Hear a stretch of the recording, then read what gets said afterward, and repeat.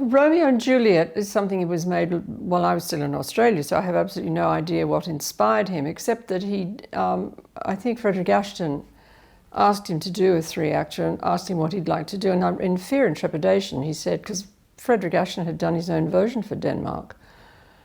And Kenneth said, I'd like to do Romeo and Juliet, but I'd like to do the Prokofiev score. And Fred said yes. I wasn't here, but I have heard, and of course Kenneth spoke at length about the problems with the first cast, which was a management thing. Rudolf Nureyev had defected 4 years before into this huge state of celebrity. Everybody wanted to see him. Dancing with Margot Fonteyn, who was coming to the end of her dancing life, gave a huge galvanizing boost to her career. And they were a fascinating couple on stage. Kenneth set the ballet on Christopher Gable and Lynn Seymour, and right at the sort of 11th hour, obviously word got out that it was looking rather extraordinary. Nicholas Georgiadis had come up with this spectacular design, and the Hurok office in New York said, if you're bringing this ballet to New York, you have to bring it with Margot and Rudolph, and you have to open it with that in New York, in London for the first night, which I think was Kenneth's first example of management and how management is actually pulled not only by the creative artists and what they want to do artistically, but commercially. And I think he was very distressed about it, but went along, he was a very young choreographer, and his position was in the company as resident choreographer. So it was very hurtful for Lynn and Christopher, who ended up doing the second performance, but it was, at the time, it was a scandal. I think the first ballet I saw of Kenneth was Song of the Earth, which was quite a good one to start with. And I was amazed by it.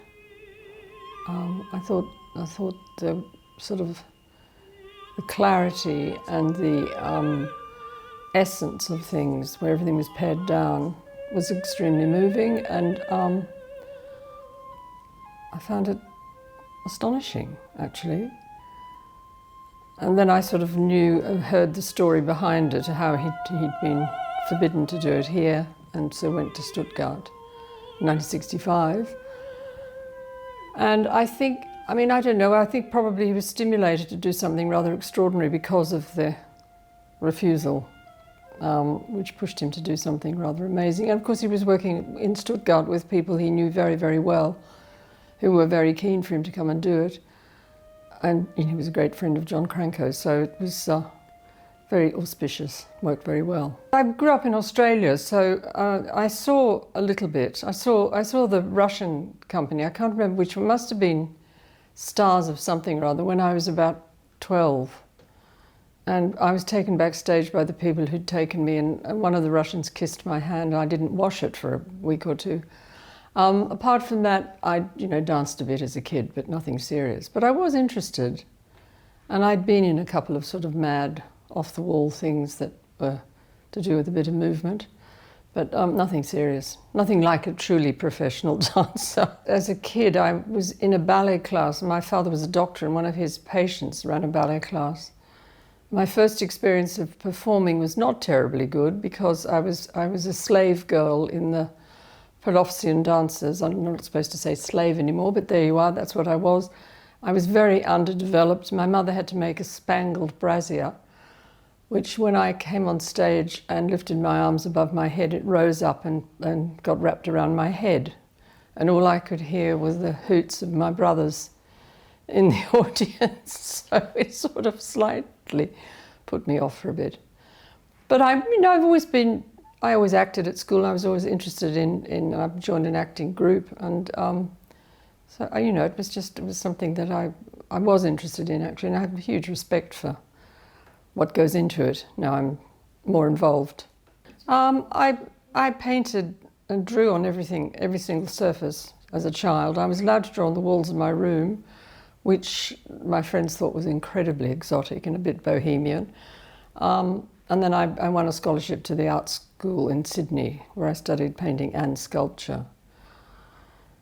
And went on with that, and I've sort of, other things intervene a bit, but I'm back painting again now. I met Kenneth on a blind date. I know, it was rather bizarre. I had been with somebody, I'd been married in Australia and it had broken up, and I had a ropey relationship with my parents because I was a little bit wayward. And my relationship, he and I came to London, and then that broke up and I came back to London. We'd been away and I came back to London, and I had, before I'd left the time before, I'd been working as a waitress because Australians were not supposed to work at any sort of real job.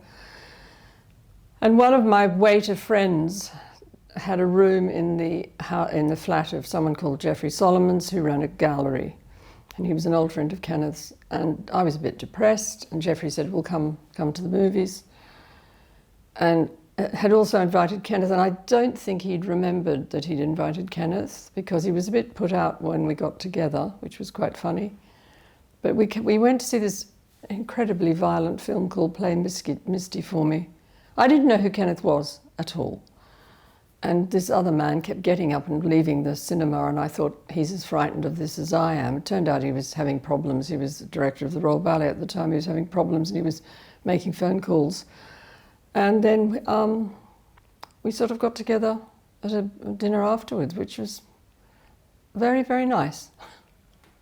The most popular ballet, which is what he always said he would be remembered for only, but it's not true because all sorts of other things are going on, is Manon. And it's interesting because it was a ballet that had a very difficult start. He was doing something that was, even though he had gone back to a sort of 19th century structure, which he'd broken away from with the full-length Anastasia, which upset the ballet world terrifically. He went back to a 19th century structure, but not with that, the idea that you stopped for a divert and you stopped for a solo and you stopped for, pas de deux. He was always fascinated by film, and I think what he wanted to do was produce narrative ballets that flowed, that engaged an audience so they wouldn't feel they had to applaud something. In fact, he used to try and structure things so there wasn't any moment to applaud.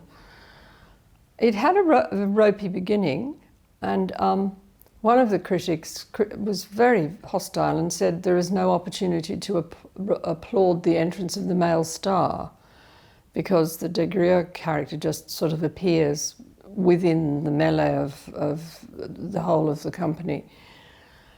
And that's what Kenneth wanted. He just didn't want the old structure.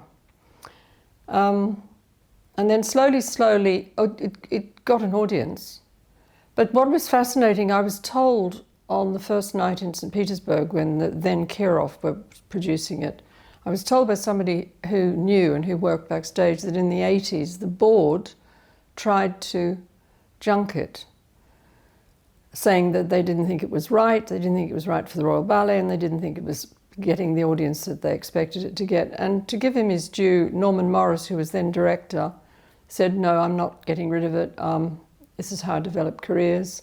I've got lots of people coming through that I want to dance the role of Manon and all the other subsidiary roles, which are vitally important," and stood his ground and kept it in the rep. And it's now in, I think it's 28 or 29 companies. I know, not bad for a failure ballet.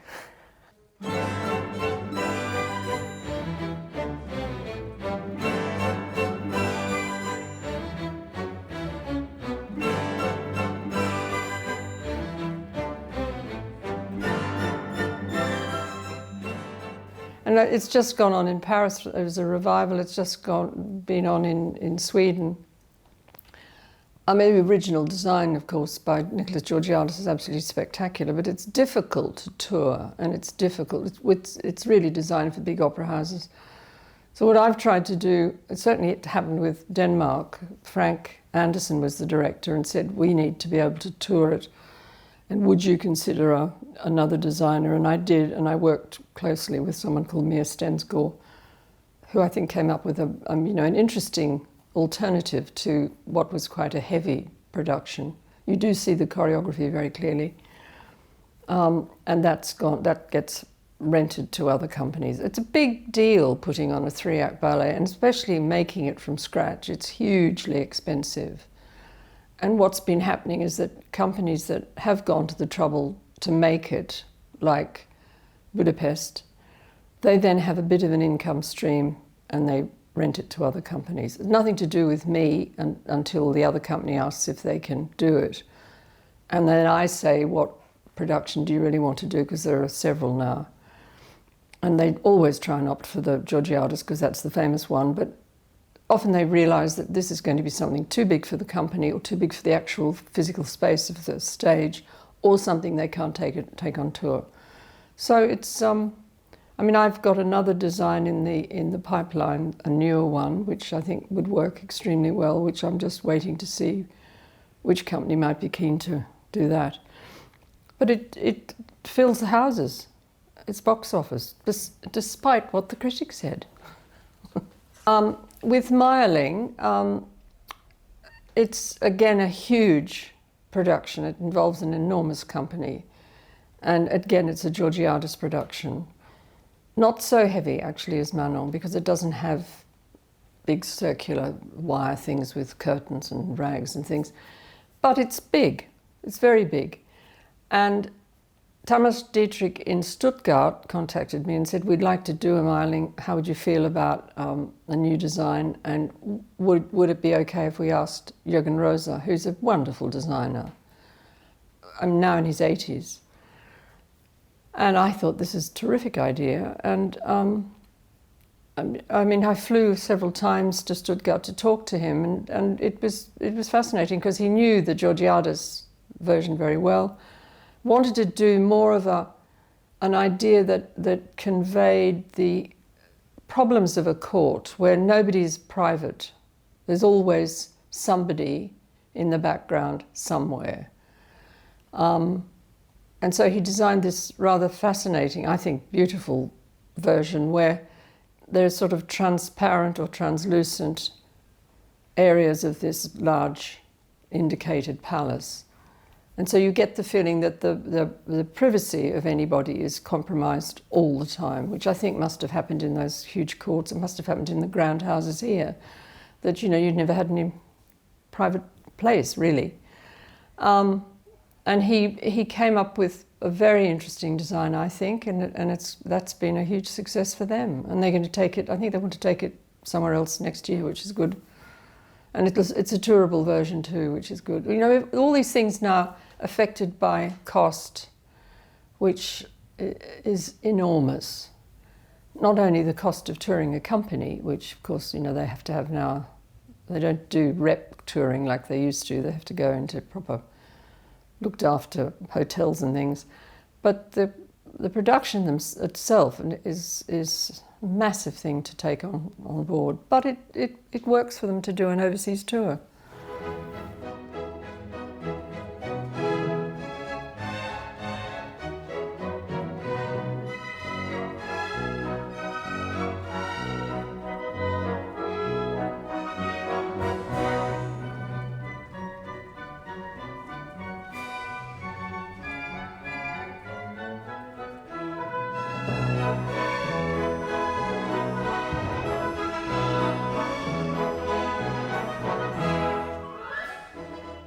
With Anastasia, Kenneth had gone to Berlin to be the director of the Deutsche Oper in '66, after he'd done Romeo and after there'd been the debacle of Song of the Earth, and he was a bit sort of browned off.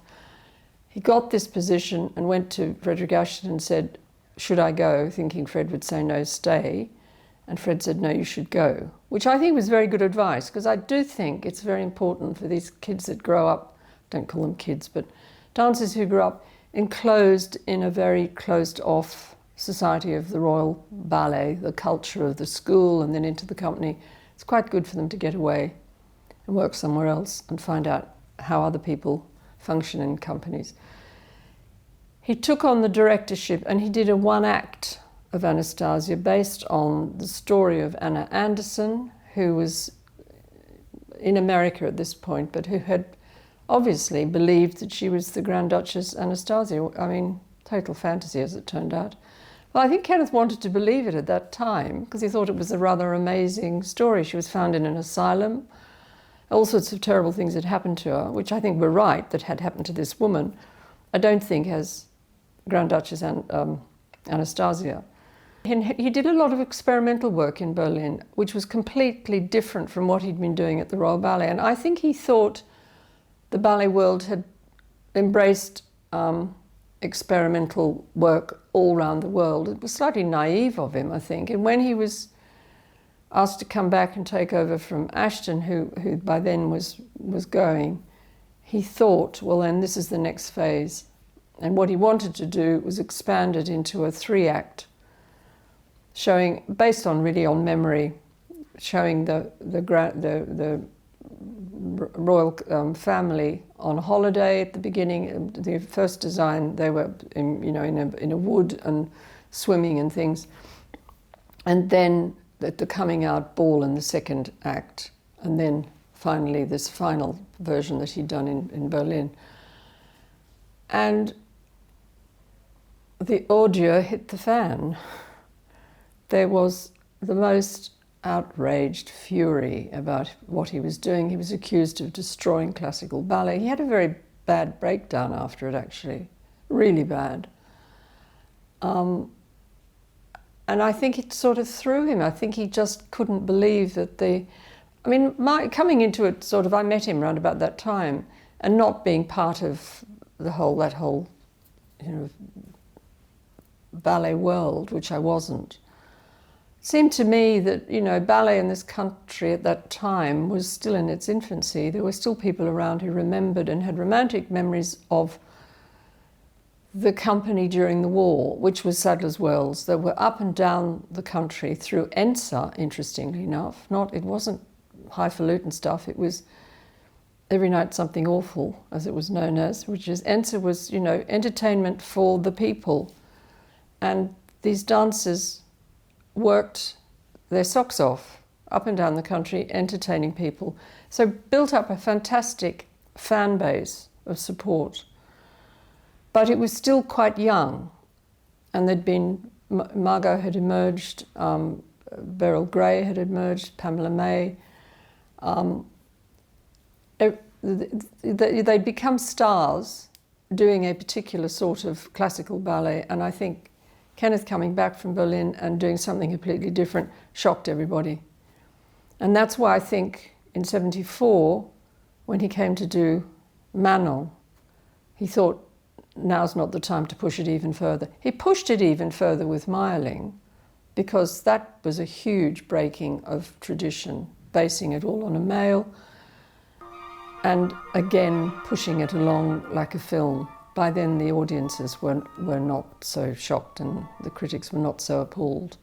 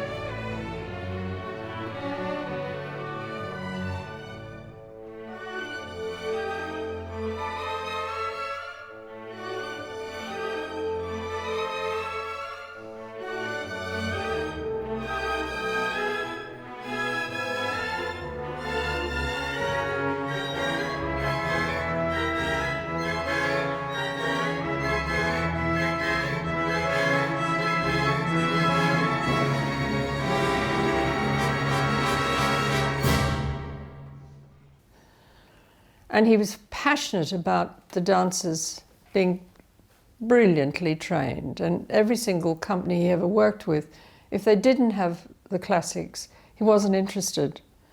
And it's interesting to me that the companies that, apart from the Royal Ballet, that he was involved with, Berlin and ABT, he insisted that they do a Sleeping Beauty.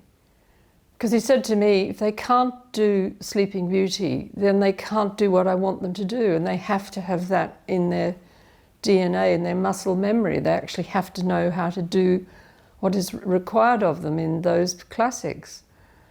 So he wasn't trying to break the mold, he wasn't trying to destroy it in any shape or form, but he was also fascinated by real life stories. You know, I mean, life does not end with a wedding. It begins in some shape or form with a wedding, but all life ends with a death, which is not to say that you should be only doing deaths. But I think if you hold up a mirror to life in any story that you're telling, whether you're writing or painting or even in the composition of music, you're reflecting what life is about. And to say, as a lot of people said, oh, well, I don't want to see it, you know, it's hamstringing an art form that is so expressive. You don't need language, you don't need written or spoken language. You know, you can take these story ballets to the middle of Korea or places and people understand, assuming it's being done well, people understand what the story's about. Las Hermanas is most amazing.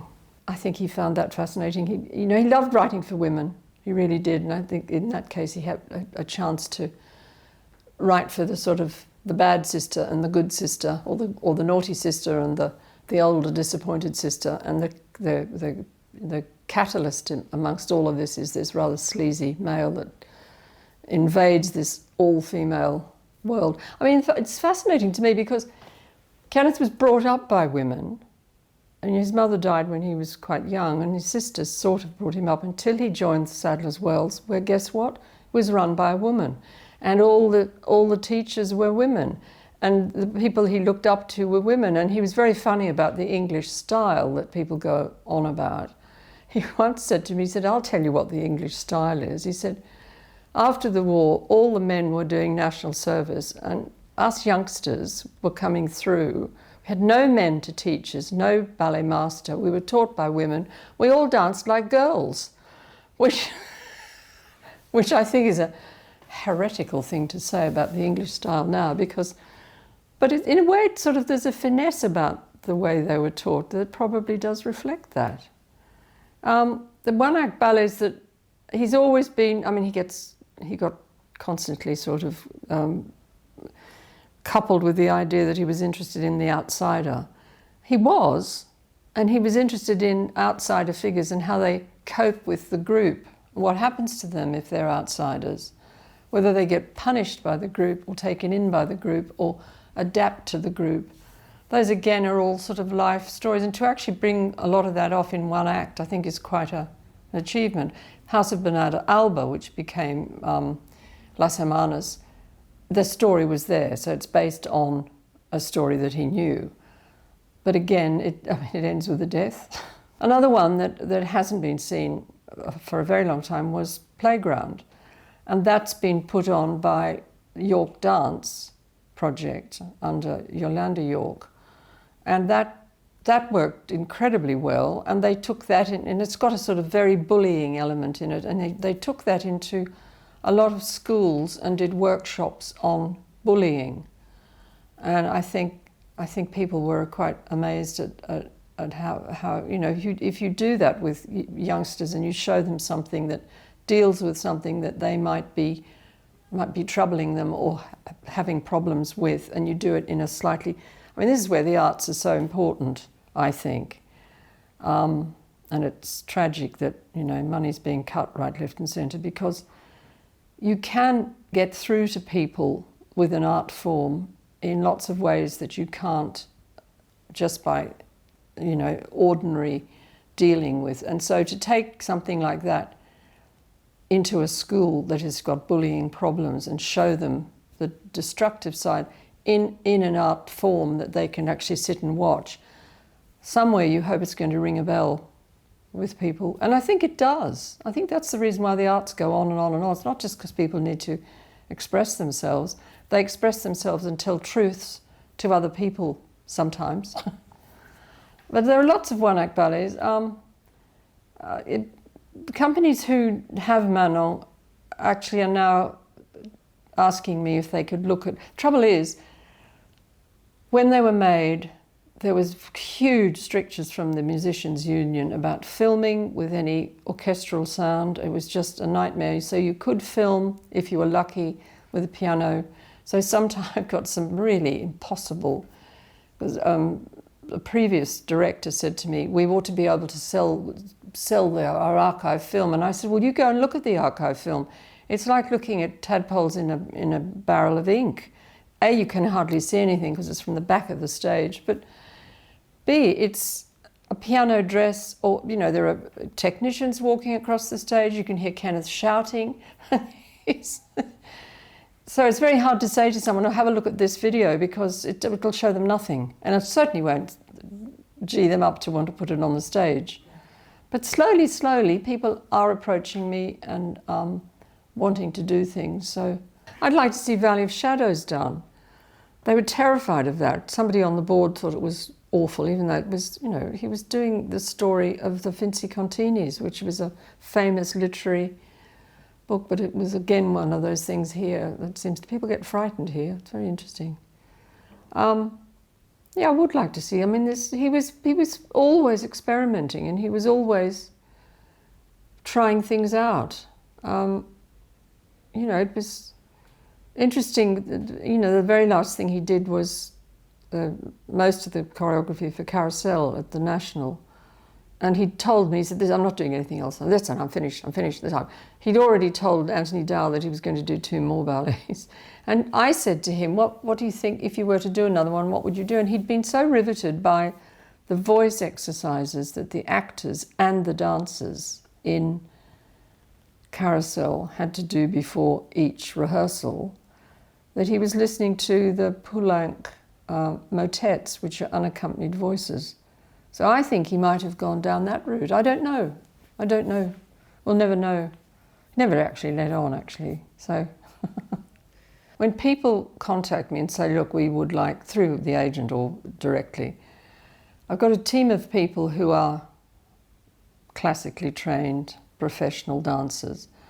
And I will say to probably a notator or somebody who's responsible for putting the ballets on, please will you go, and this is part of the deal that I do with the artistic director, that someone has to come, assess the company, look at who you've got in class, because a lot of the companies have older dancers on working their way towards pension who don't appear, you know, they'll say, oh, we've got 95 people on paper, and probably 30 of those are just about to retire.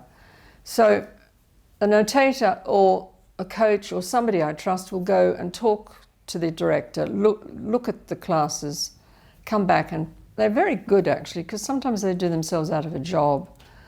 But they'll say, yes, we think they can do it, and we've talked to the director and we've had a bit of a discussion about casting. And then once that happens, then I need to know what production they're going to be doing, or whether they can... There's hiring now that happens from the big companies that have these ballets, that they will hire them out. And then that all happens behind the scenes. And then what I want to have happen is that the notator goes and sets the ballet. Now, we're 30 years on since Kenneth died. There's an immense amount of stuff on the internet, legally there and illegally there, real or imagined, what things, the accuracy of a piece. And the last thing I want is for a notator and a coach to war about what's the echt version. The versions will always change slightly, but what I've said to them, and I'm going to have to do this as a sort of, because I'm more and more involving my daughter, is put in writing that it may not be what you remember doing, exactly what you remember doing, but what is being taught is now the version.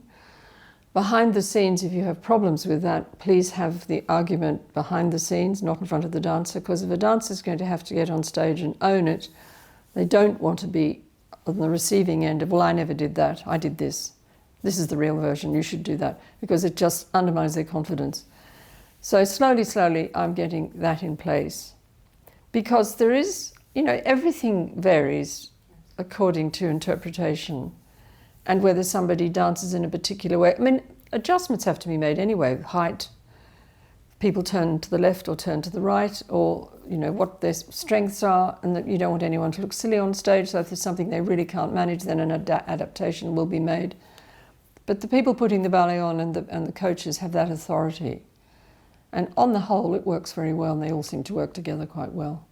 I'm always looking out for professional dancers who can do the Benish, because I think it's incredibly important that somebody's going to stand up in front of highly trained dancers and show a step. You've got to actually be able to do it properly. So slowly, people who are coming to the end of their professional careers have shown an interest. It's a particularly specific gift to be able to learn the Benish quickly, or do the course. And it's the most, I don't want people relying on videos, because a video will always be an interpretation. I do want them to go back. You wouldn't say to a musician, go and listen to this tape and play it like that person. Here's the music, learn the music, and then play it. And every performance will be different for every person, and probably even for that person themselves each time they play it. So there is that latitude, it's the interpretation. I'm also interested in dancers who are essentially musical, who don't necessarily go by the counts, even though the counts are very important, but who can dance through the counts, because that's what Kenneth wanted. I know that for a fact. It seems to me that he's been attacked by various people in the press of being misogynistic, and especially with the Judas Tree, which was the very last thing he did for the Royal Ballet, and is, I think, an astonishing work. And unfortunately, I think people reacted to bits of the Judas Tree where they didn't actually understand what it was about. And of course, because he never explained, he wasn't one of those choreographers that writes reams of explanation before and during and afterwards. If you've got your brain switched on, the female is brought in under a shroud. So she may even be dead. And she may become the sort of focus of all those male expectations of what a woman is, should be, has been, might be. I mean, and I think that ballet shows you that. And the so-called gang rape is not a gang rape. I mean, they're all wearing yellow slickers. It's an attack, and it's an attack about the power of the group against the powerlessness, which happens to women all the time. The male power, which overwhelms a female, is only about brute force. And I think that ballet shows that.